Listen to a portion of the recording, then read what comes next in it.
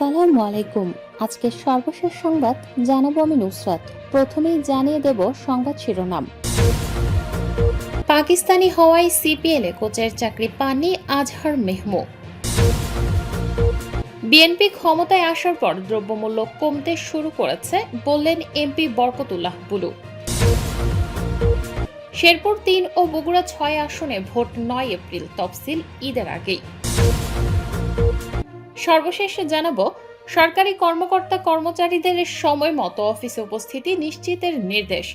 শিরোনাম শুনলেন, এবারে বিস্তারিত। পাকিস্তানি হওয়ায় সিপিএল এ কোচের চাকরি পাননি আজহার মেহমুদ। শুধুমাত্র পাকিস্তানি হওয়ার কারণে ক্যারিবিয়ান প্রিমিয়ার লিগে কোচিংয়ের সুযোগ হাতছাড়া হয়েছিল আজহার মেহমুদের। সম্প্রতি উইজডেন ক্রিকেট উইকলি পডকাস্টে এমন দাবি করেছেন পাকিস্তানের সাবেক অলরাউন্ডার আজহার মেহমুদ। প্রায় 4 বছর আগে কোভিড মহামারীর পর ক্যারিবিয়ান প্রিমিয়ার লিগ চলার সময় সেখানকার একটি ফ্র্যাঞ্চাইজি মেহমুদকে কোচ হওয়ার প্রস্তাব দিয়েছিল, তবে শেষ পর্যন্ত আর তাকে নেয়নি। পরে মেহমুদ জানতে পারেন পাকিস্তানি জাতীয়তার কারণে তাকে নেওয়া হয়নি। পাকিস্তানের সাবেক এই পেসার বলেন, আমাকে একটি ফ্র্যাঞ্চাইজিতে কোচিং করার প্রস্তাব দেওয়া হয়েছিল। পরে জানতে পারি আমি পাকিস্তানি হওয়ার কারণে তারা বলেছে আমরা দলে কোনো পাকিস্তানি কোচ বা খেলোয়াড় রাখতে পারবো না। বিএনপি ক্ষমতায় আসার পর দ্রব্যমূল্য কমতে শুরু করেছে বললেন এমপি বরকতুল্লাহ বুলু। বিএনপি ক্ষমতায় আসার পর দ্রব্যমূল্য কমতে শুরু করেছে বলে মন্তব্য করেছেন দলটির কেন্দ্রীয় ভাইস চেয়ারম্যান ও নোয়াখালী ৩ আসনের সংসদ সদস্য বরকতুল্লাহ বুলু। সোমবার ২৩ ফেব্রুয়ারি রাতে বেগমগঞ্জের প্রান্তিক মানুষের মাঝে ইফতার সামগ্রী বিতরণকালে তিনি এসব মন্তব্য করেন। বুলু বলেন, বিএনপি রাষ্ট্র ক্ষমতায় আসার পর থেকে নিত্য প্রয়োজনীয় দ্রব্যের মূল্য কমতে শুরু করেছে। আপনারা এলপিজি গ্যাস সিলিন্ডার ২২০০ টাকা থেকে ২৩০০ টাকা দিয়ে নিয়েছিলেন, সেখানে এখন তা নিতে পারছেন ১২৮০ টাকা করে। আস্তে আস্তে সব পণ্যের দাম নিয়ন্ত্রণে চলে আসবে, কারণ রাষ্ট্র পরিচালনায় বিএনপির যে অতীত অভিজ্ঞতা, সেই অভিজ্ঞতার আলোকে আমাদের প্রধানমন্ত্রী তারেক রহমান দেশ পরিচালনা করবেন। বিএনপির কেন্দ্রীয় ভাইস চেয়ারম্যান আরও বলেন, আমি পুরো বেগমগঞ্জে ৫,০০০ প্রান্তিক মানুষের মাঝে ৩২ লাখ টাকার ইফতার সামগ্রী বিতরণ করব।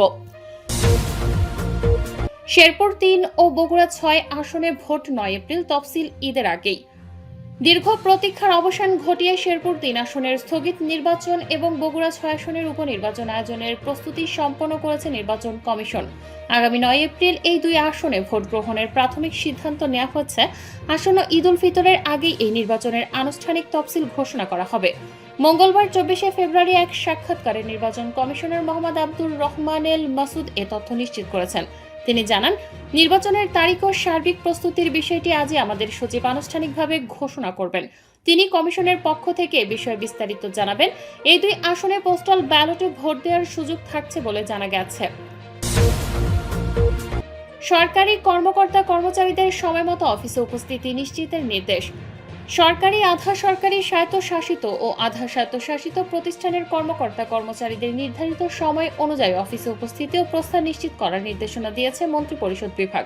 মঙ্গলবার ২৪ ফেব্রুয়ারি সব মন্ত্রণালয় ও বিভাগের সিনিয়র সচিব বা সচিব, বিভাগীয় কমিশনার এবং জেলা প্রশাসককে চিঠি পাঠিয়ে নির্দেশনা দেওয়া হয়েছে। এতে বলা হয়, সরকারি কর্মচারী বিধিমালা ২০১৯ এবং সচিবালয় নির্দেশমালা ২০২৪-এর ৮৬ সংখ্যক নির্দেশ মোতাবেক সব সরকারি, আধা সরকারি, স্বায়ত্তশাসিত ও আধা স্বায়ত্তশাসিত প্রতিষ্ঠানের কর্মকর্তা অথবা কর্মচারীর নির্ধারিত সময় অনুযায়ী অফিসে উপস্থিতি ও প্রস্থানের বাধ্যবাধকতা রয়েছে। চিঠিতে বলা হয়, এ বিষয়ে প্রয়োজনীয় ব্যবস্থা গ্রহণ এবং অধীন দপ্তর অথবা সংস্থাকে এ বিষয়ে নির্দেশনা দেওয়ার জন্য নির্দেশক্রমে অনুরোধ করা হলো। মাঠ পর্যায়ে সব অফিসের কর্মকর্তা অথবা কর্মচারীদেরকে সাপ্তাহিক বা অন্যান্য ছুটির দিনে স্ব কর্তৃপক্ষের অনুমতি গ্রহণ ক্রমে কর্মস্থল ত্যাগ করতে হবে বলেও চিঠিতে উল্লেখ করা হয়েছে।